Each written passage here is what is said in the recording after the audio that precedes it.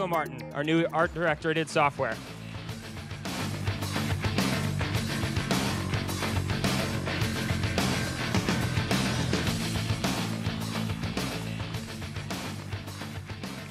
How's it going? So yeah, I'm the art director at id Software now, and working on a lot of really cool projects that I'm not supposed to talk about. But they're all really cool. But I want to take you through some of my work real quick. And so I started out in the illustration department at Pratt Institute. And then I worked for 2 years in animation at MTV Animation in New York City. And then I worked in the IP development department at Wizards of the Coast. And from there, I went back to school for automotive design at Art Center College of Design, and then moved into the entertainment industry right after that. My first job out of school was for Naughty Dog on Jack X Team Racing, and then worked on Uncharted 1, the first game. It's a really cool time to be at Naughty Dog because they were transitioning from making more stylized, cartoony games to Uncharted-type games, which was a really exciting time for the company.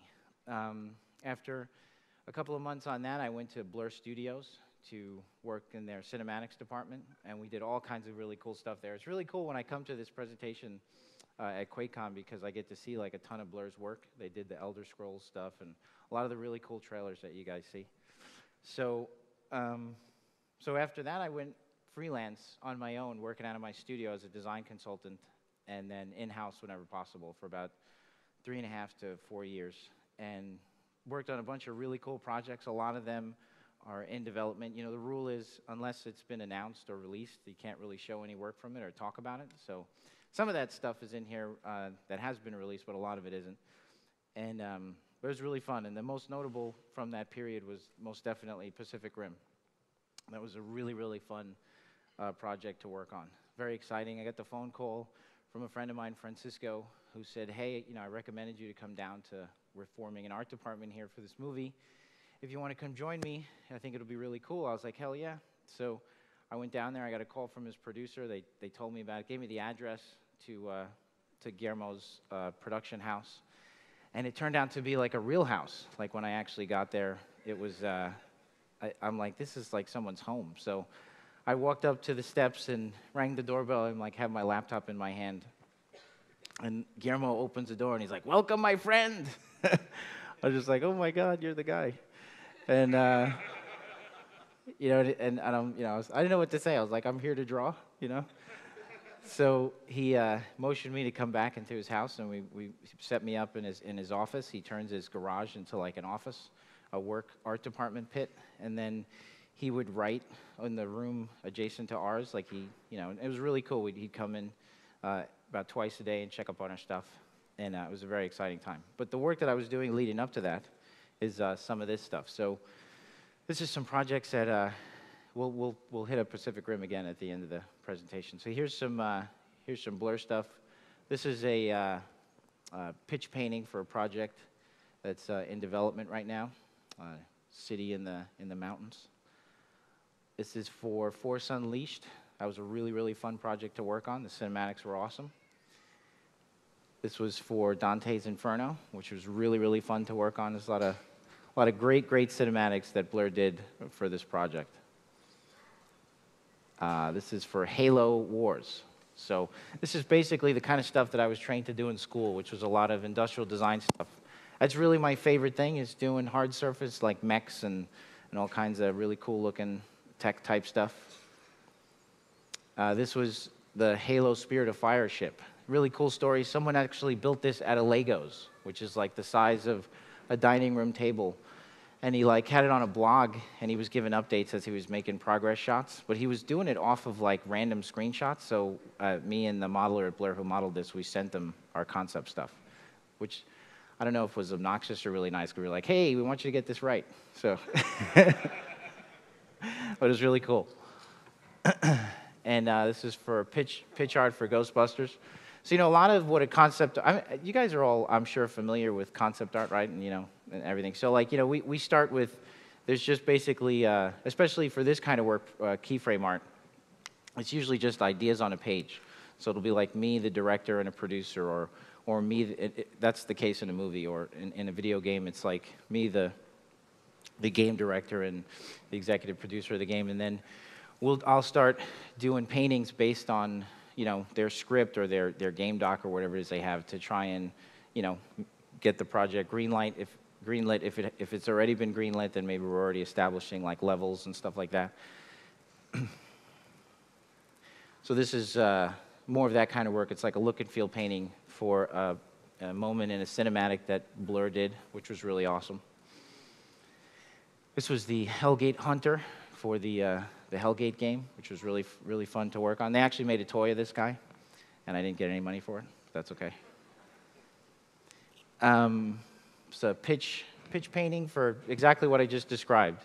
You know, like a company has an idea, they want to see it illustrated, and I knock out a painting for them. This is for Jack X Team Racing. This was such a fun game to work on. You know, this game taught me a lot. It was like, ultimately, I solidified like my mantra in my career is I just want to draw and paint really cool stuff. Like, that's it. You know, I love design, so if it's futuristic or really hardcore fantasy, then I'm totally into it. And when I showed up there, it was my first job out of automotive design school, and the director, Bob Raffi, who's gone on to become a really good friend of mine, I've done a lot of work for him. He was the art director at Naughty Dog at the time. And he's like, well, I want you to do like 25 combat racing vehicles. And he's like, the look is I want a Lamborghini mashed with an Abrams tank and something awesome. Which I was like, I can't. I was like, are you serious? Like, you're going to pay me to do this? This is awesome. You know, like, I had so much fun. It was really, really cool. This is for the Force Unleashed trailers. We did a whole bunch of those. It was really, really fun to work on. So cool to like do paintings of like your favorite characters. It's a mech for a film that was in development at Blur. 3-stage mech. First stage is a crawler, second stage is a flyer, third stage is a walker. That's one of my things in design is that I think anytime you get a dramatic change in the silhouette, it usually makes a really dramatic and lasting impact with your audience. So when you think about like the alien, his silhouette changes considerably. When you see him from the front view, it's really narrow. When he turns his head, it's a really drastic change. And then on top of that, he opens his mouth, and the second mouth comes out. All those changes make for like a really lasting impression with the audience. So anytime you could do that in design, it's really important. So that's really the idea behind that kind of stuff. It's kind of like the Predator too. Remember when you first see the Predator, you think that's his face, but then he takes off his mask and he has another face, and then he's got like the mandibles and then the second mouth on the inside. Just a lot of changes, and that's the kind of thing that really makes an impression with the audience. This was a fun project. It was for a pitch. Well, I probably can't say specifically what it's for, but the bottom line is it was for a group of girl superheroes, and I went to they needed a vehicle, so I went to the cosmetics section of CVS, and I got a bunch of women's, I bought a bunch of women's products, and then I splayed them out on my desk, and I started designing based on those shapes. So the overall shape is based on a compact. It got hot curlers on the back, and yeah. My boss, he sees all this stuff on my desk. He's like, what are you doing? What? I'm like, no, this is good. This is going to work out good.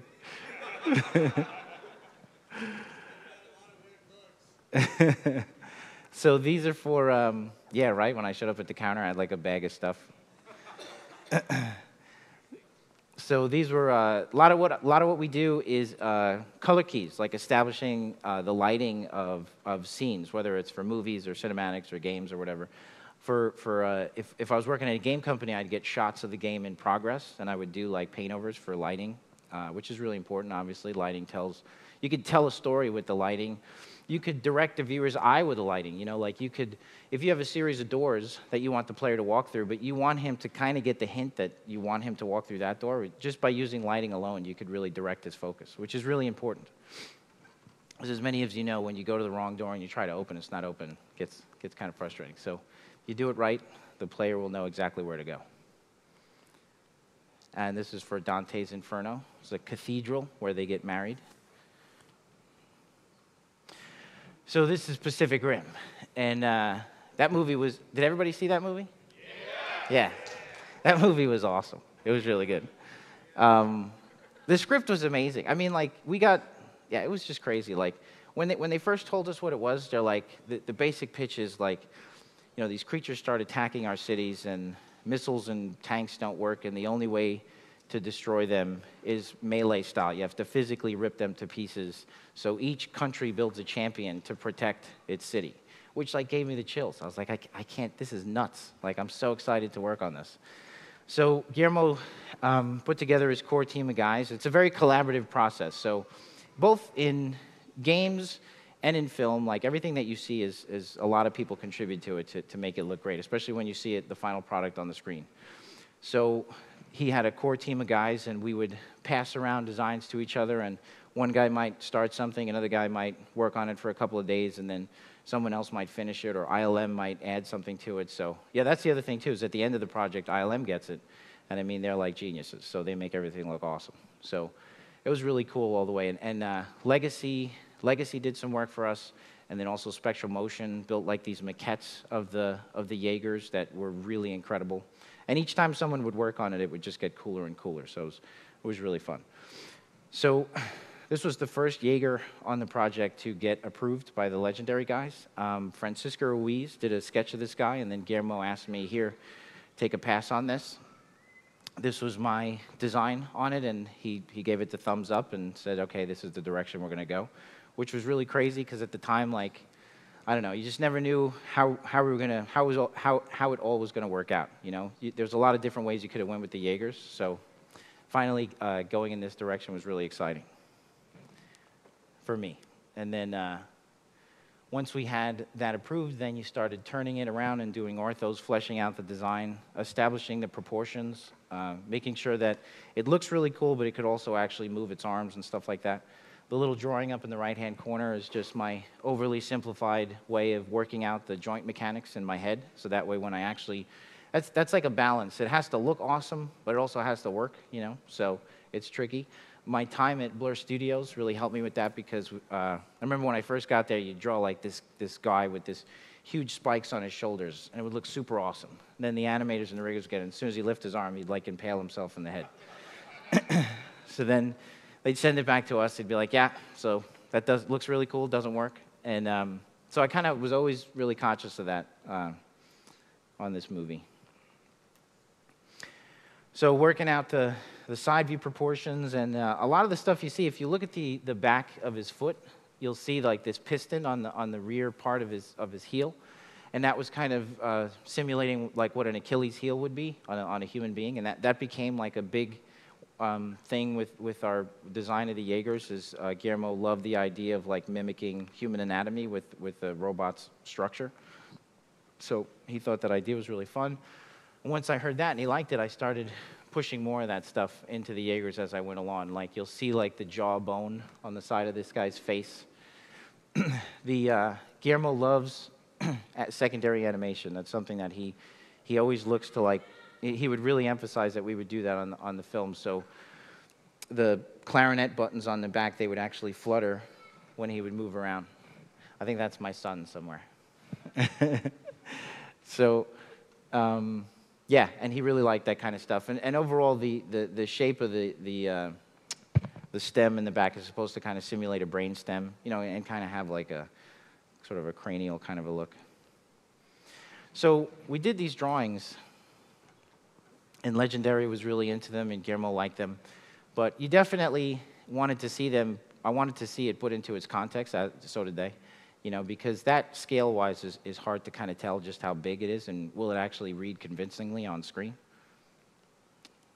So I did this painting, and just to show, put it in its context. And really quick, when I started doing these keyframe paintings, you know, for me, it was all about scale references. So after a while, I couldn't do a painting without putting a helicopter in there, which I thought was really cool, because when you saw the movie, they always had like Chinooks and stuff flying around the Jaegers, which I thought was really cool. So I even titled this one Release the Titan, because Legendary also made, I think they made Clash of the Titans. I thought it was a good line. Excuse me. So then after that, we started, like, seeing them like this was cool for modeling purposes and being able to send to ILM. But seeing like this was really good for story. And then this was good for the overall presentation. This is what we would show to like, you know, everyone, really put it in a proper context. We got the helicopter in there for scale, a dead kaiju in the water with the kaiju blue blood that we put on everything. And you'll notice that he's got kaiju blue like dripping all over his fists and stuff like that. And rendering this stuff was really just amazing. I would just sit at work every day and be like, this is just so awesome. I can't believe they're going to make a movie like this. And I have to say, like, the movie just completely blew me away. It was even cooler than I thought it was going to be. And so after I was done with my contract there, first I worked at Guillermo's house, and then we moved up to Toronto for like 3 or 4 months, and then I had to go home for various reasons, and he gave me some assignments to take with me. He asked me to do final front and back designs of the characters, like full-blown, and his note to me was like, I want to see as much detail as you can design in there as possible. He's like, he joked that he would threaten he'd zoom in and make sure that I really got like every inch. So I was like, I swear, Guillermo, I'm gonna render the life out of this thing. So I just sat there and zoomed into the pixel, and literally, I wish I could zoom into these now, because if you did, you'd see that there's like signage and marks, and the fingernails got shapes in them, and the pistons and the gears and the hips. It just took forever. It was definitely one of the most challenging things that I ever did. But ultimately, like, they really helped establish sort of the final look of the Jaegers. So Gypsy Danger, he was really cool. He started out as a concept that was done by Oscar Ciccione, which, if you guys have the Art of book, it's in the Art of book. And the next page, you'll see the one that I did. So Guillermo wanted us to try some things with it. He said he really liked it, but he just wanted to see what I would do if I took a pass at it. So I was really excited because I knew he was going to be the hero of the film. But I didn't necessarily want to change the design so much. I just kind of looked at what Oscar had done. I thought, well, what can I bring into it? It was such a cool design. So I gathered up my reference folders. That's the first part of my process, is to figure out who the character is. You know, you don't just start drawing like cool shapes. You have to kind of figure out who the essence of the character is. And for me, I was just digging around the internet, and I thought, well, you know, Stryker's this advanced. We talked about him being like a football player type, and some of the other ones have very distinct personalities. But I'm like, who's Gypsy? You know, I know Guillermo had him as like a cowboy gunslinger, but so what do I bring to it? And I was like, well, I kind of see him as like an MMA fighter, sort of that kind of a build, lean, which is sort of very versatile. And then since he's the American champion, you know, he's our hero.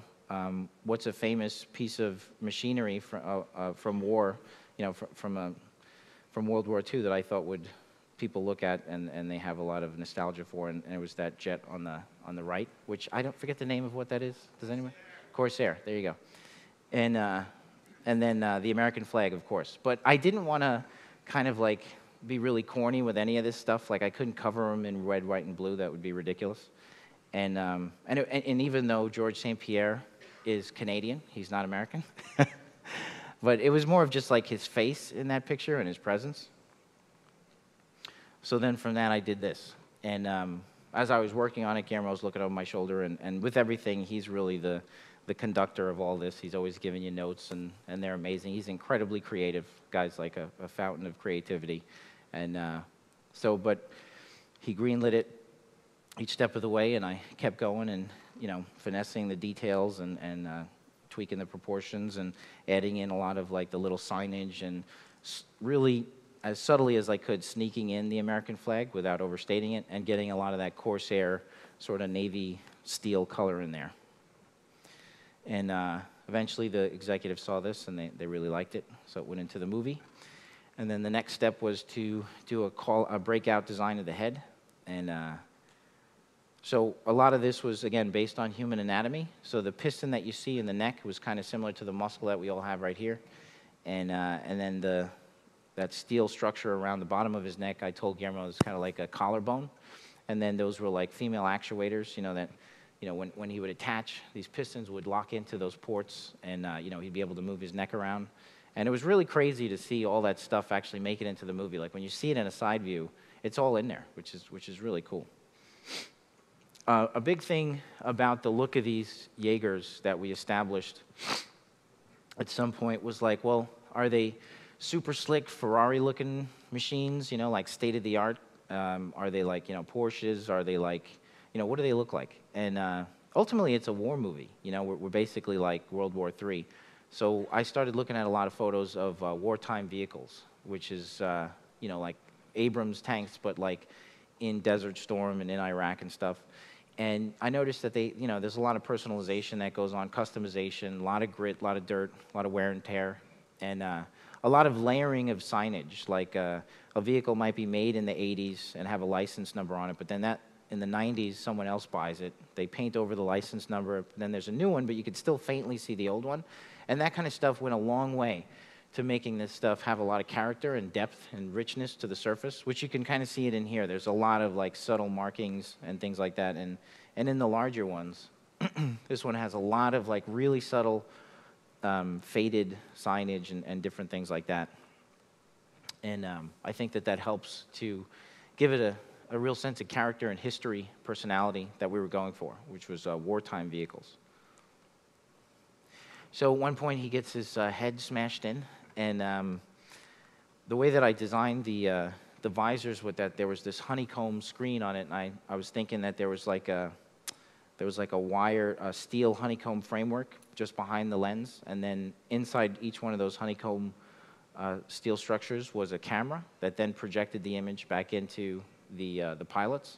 So that way, when it got split open, you'd actually see these little yellow cameras spill out, because I'm giving it that kind of depth like Guillermo always demanded. That Guillermo doesn't like it when you just design something on the surface. Like you have to, you know, he puts so much thought into everything that he does that you really just, that's what he wants. You know, he wants to hear stuff like that. So I thought it'd be cool because it kind of makes it feel like it's almost like a living thing, like it's bleeding. You know, you cut it open and things spill out of it. And then the honeycomb steel structure on the top of the head is kind of meant to feel like some sort of a, I don't know, like a membrane kind of a thing going on. And the stains running down the side of his face was totally supposed to be like the way, you know, like in a good Rocky movie, he gets the cut above his eye. He's got that trickle of blood going down the side of his face.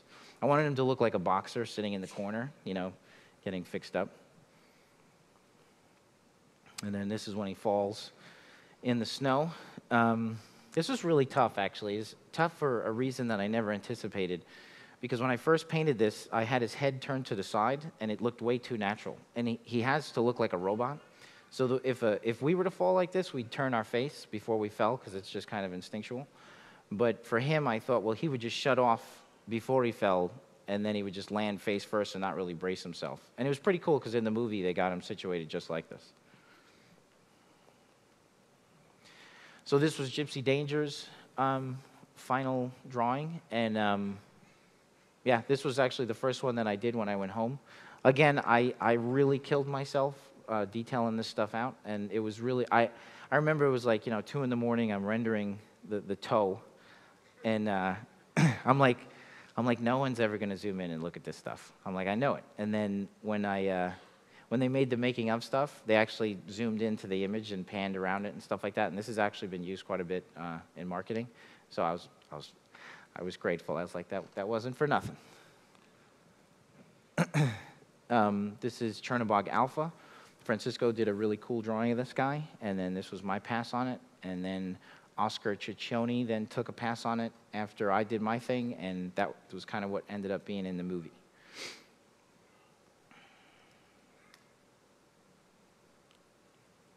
Really cool character. I love that guy. So this is Echo Taipei. So Echo Taipei started out as a design that Francisco and I worked on, and he was kind of already in the movie and greenlit, and it was all good to go. So it was in Toronto. You know, one nice thing about Toronto is that my wife and kids weren't around, so I didn't have anything else to do but sit around and draw Jaegers, which, I mean, that's pretty awesome. So so at night, I would tool around with some ideas, and I started thinking about a gladiator-type mech that would block with his shoulder. And I'm a huge Floyd Mayweather fan, Floyd Mayweather, the boxer, and he fights like that. He does the shoulder roll where he kind of tucks his chin into his shoulder, and he uses his shoulder to block shots, and he puts his hand right here so his chin is protected. I was like, it'd be so cool if like a mech fought like that, you know, like he'd take shots from his shoulder and come back over. So I did these little sketches. I kind of got something that I liked. And then I did this painting. I did it at night because I wasn't assigned to do this painting at first, so I just wanted to kind of get the idea out of my head and be able to show it to Guillermo with like a picture rather than words. It was different in the beginning. It was actually gray, and he had that green V-shaped visor because I didn't know what country he'd fight for. And then Guillermo said, you know what? He's like, I want to see what it looks like when he's red, and take the head on Crimson Typhoon was actually a homage to Hal. That was Guillermo. He was like, no, I want it to look like Hal from 2001. And so he said, put the Hal head on it, make it red, and I want to see what it looks like. So I stayed really late that night, fixed it all up. He came in the next day. We made a few additional tweaks, and he had me put on the double arms, and that was it. He's like, that's Crimson Typhoon now, which I was like, dude, that's awesome. I guess he's probably one of my favorite characters. I love the way his blades spin in the movie and stuff. It's super cool. So after that, the next thing for me to do is, once it's been approved, I do my concept sketch. This is for me, and then I show it to Guillermo. It's very rough. It's just meant to establish the proportions and the overall mechanics of the character. And then from there, I just take the one on the left, once he gives me the go-ahead, blow it up, and make it pretty. So that way people can, it's for presentation purposes.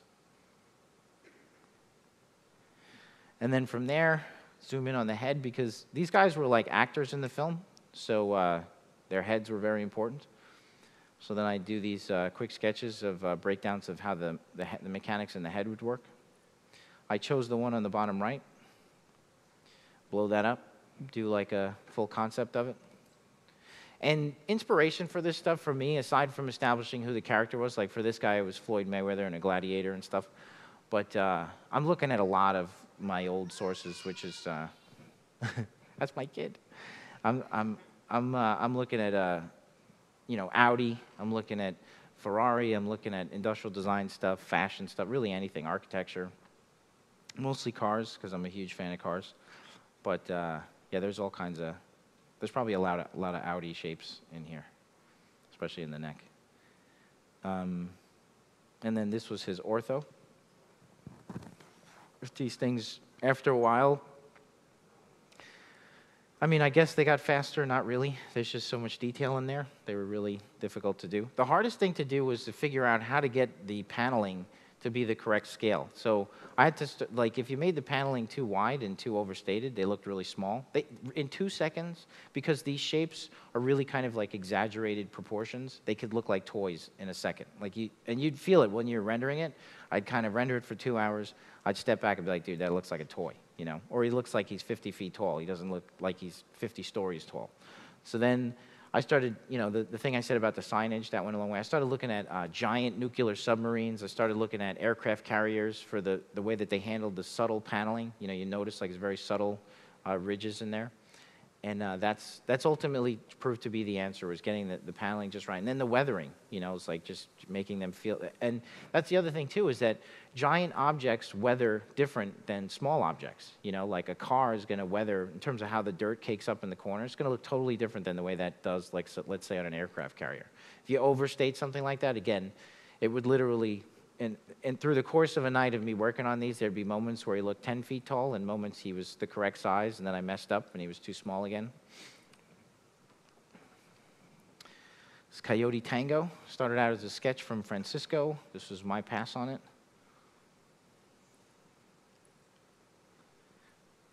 This Coyote Tango's head.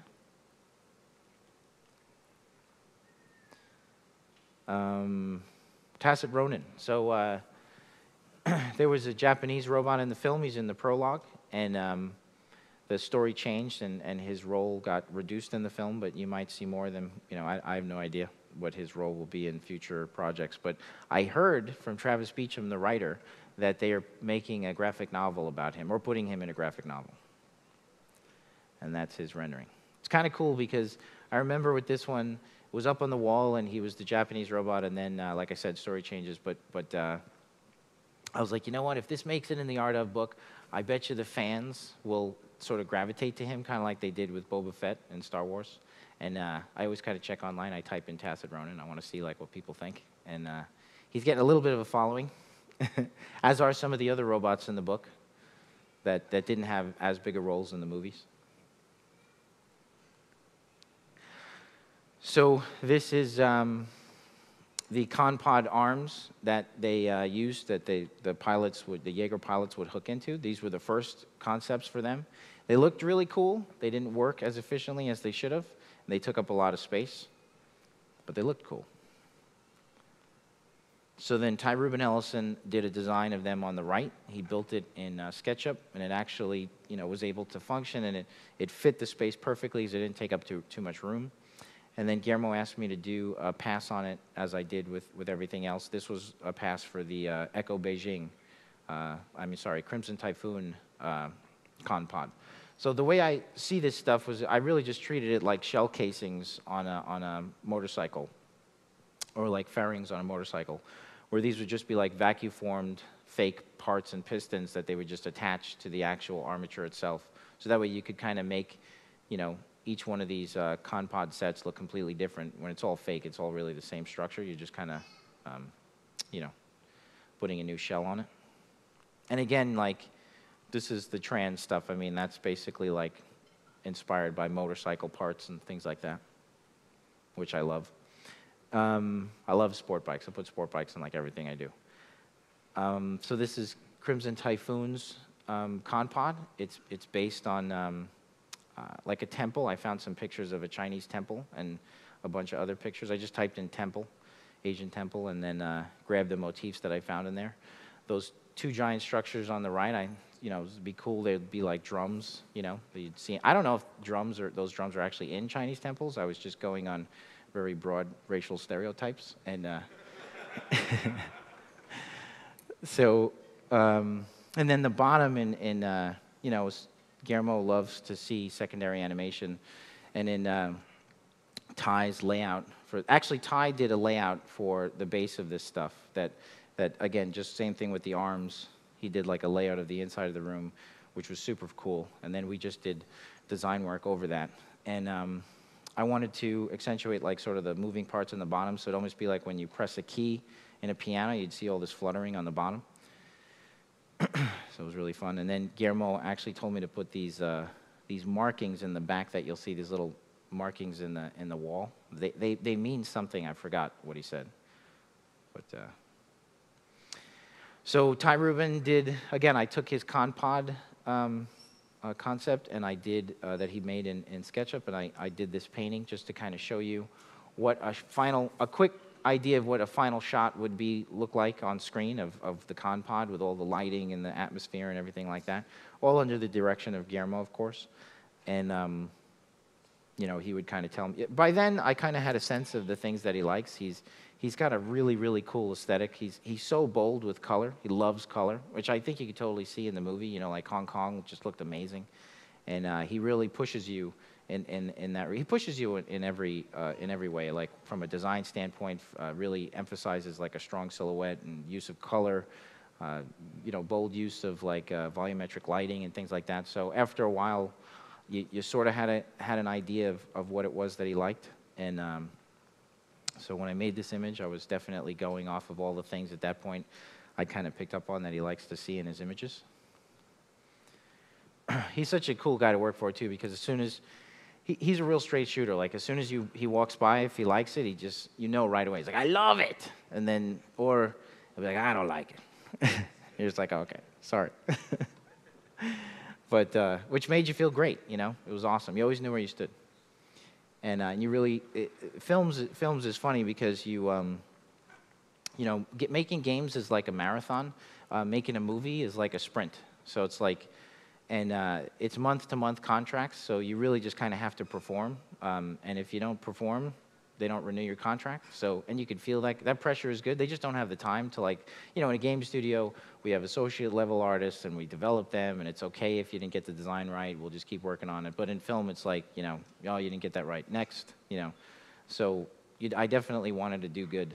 You always feel that on a film, that you want to do the best work you can as soon as possible. This was the Kanpan boot. and the hand controls that they went over their hands. This is one of the doorway concepts for the Jaegers.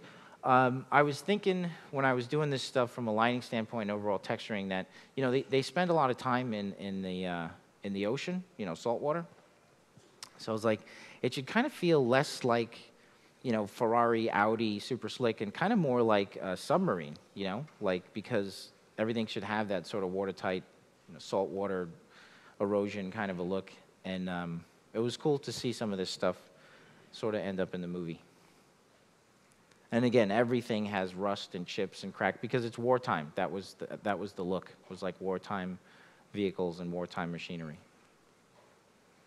It's a concept for the elevator that dropped the Jaegers' heads down. It's a really early concept, something that we did way back at his house.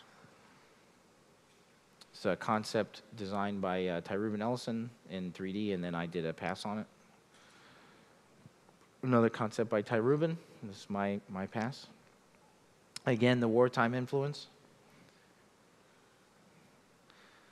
This concept for the battery packs. You actually see these battery packs in Gypsy Danger's jaw. Just random props that you see throughout the film. This stuff was so much to see in the so much fun to see in the movie.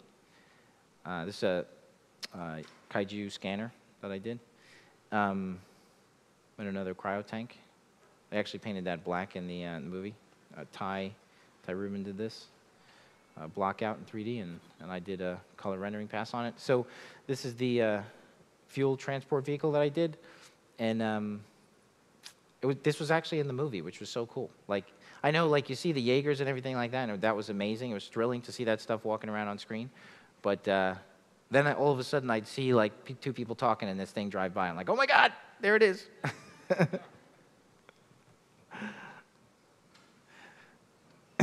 So keyframe paintings was another thing that I did. You saw at the first part of my portfolio that I did a lot of this work before I was in the beginning part of my career. So again, these are used to help sell moments in the movie, help illustrate ideas for the director and the studio head. And this was two early kaiju and Jaeger concepts fighting. It's a layout sketch by Francisco. And then I did this is my painting. It's a painting I did of Bladehead based on a concept by Wayne Barlow, did the concept for Bladehead. He did a sketch of Bladehead. I was like, that's really cool. I'm like, I'd like to do a painting where I put that guy in there. So again, this was one of those things I kind of did on my own. I you know, stayed a little late, did a rough sketch of it, and showed it to Guillermo. He's like, yeah, I like it. Go ahead, keep going. And then, you know, finished it up. And this was one of those things where it was a real good learning lesson about just how contrasty and saturated Guillermo likes to go. Because I remember him pushing me to go more yellow. And it sounds ridiculous, but I'm like, really? Like to me, I would have never gone that yellow. But then once I saw it, I was like, oh yeah, that looks awesome. You're right.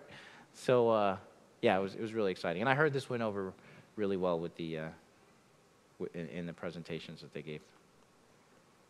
So layout sketch by Guy Davis and a painting by myself, and lots of volumetric lighting. So one of the things that I like to do that you know, you want to create depth in your images. So you use the clouds to cast shadows, and then you have pockets of light, and that helps create a sense of depth and movement throughout your image.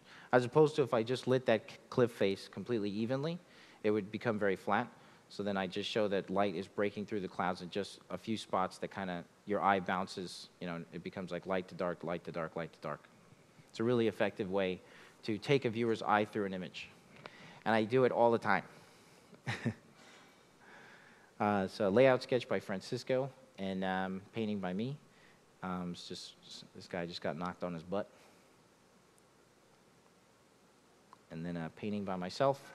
Once I left the project, and after I finished my orthos, I got called by Murata, which is a studio that Guillermo's co-owner of, and I went in there as visual development supervisor and worked on the I guess it would be post-production of the film, well, visual effects on the film. So these were some shots in the prologue, and I would do these paintings just to describe some of what happens. And you'll see here, you can, the same thing I said before with that cliff face painting. whereas I use the light, dark pattern to kind of bring your eye through the painting. I'm doing the same thing here. Pretty much I got a couple of rules that I repeat myself all the time. So, 'cause if it ain't broke, don't fix it. And this is the one kaiju that I got to work on. It's, started out as a concept from Wayne Barlow, the blade head thing, and then I did my pass on it, and the final is in the movie. It actually got into the movie, which was really cool. And that's it. I don't think we're having a Q&A, but we could meet afterwards. I'm probably going to be set up somewhere. If you have the Art of book or anything like that, or anything you want me to look at or anything like that, I'll be around. But thanks for coming. I really appreciate it. I wish we could talk again more about some of the other stuff, but I'm excited to show it to you soon. So thanks again.